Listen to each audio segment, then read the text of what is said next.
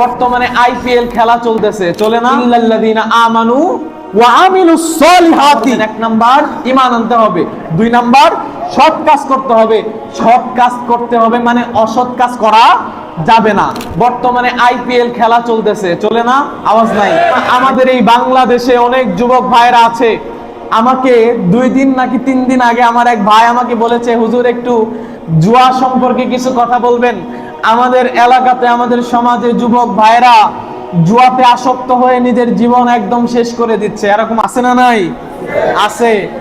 এই খেলা আইপিএল খেলা, হ্যাঁ আপনি দেখতে পারেন, you can watch, no problem, আপনি দেখতে পারেন, কিন্তু এটা নিয়ে আপনি যদি বাজি ধরেন, হ্যাঁ অমুক দল জিতবে, অমুক দল জিতবে, এইভাবে যদি বাজি ধরতে থাকেন, এক সময় আপনার বাড়ি জমি বিক্রি করেও আপনি সেই পরিশোধ করতে পারবেন না। ঠিক কিনা বলেন?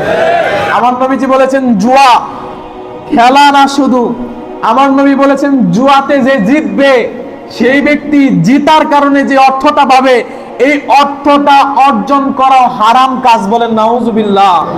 যে ব্যক্তি জুয়া খেলবে তার সাথে বন্ধুত্ব করা যাবে না। যে ব্যক্তি আইপিএল দেখে টাকা ধরবে, বাজি ধরবে, তার সাথে বন্ধুত্ব করা যাবে না।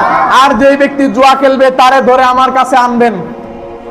আপনারা কিন্তু জানেন কে খেলে কে খেলে না, কারা কারা ধরে, তারে ধরে আমার কাছে একটু আনবেন, আমি একটু বুঝাই দিব। আর যদি নিজে নিজে বুঝেন সেটা তো মাশাআল্লাহ, আলহামদুলিল্লাহ। আল্লাহ পাক আমাদের সবাইকে বুঝার তৌফিক দেন, বলেন আমিন।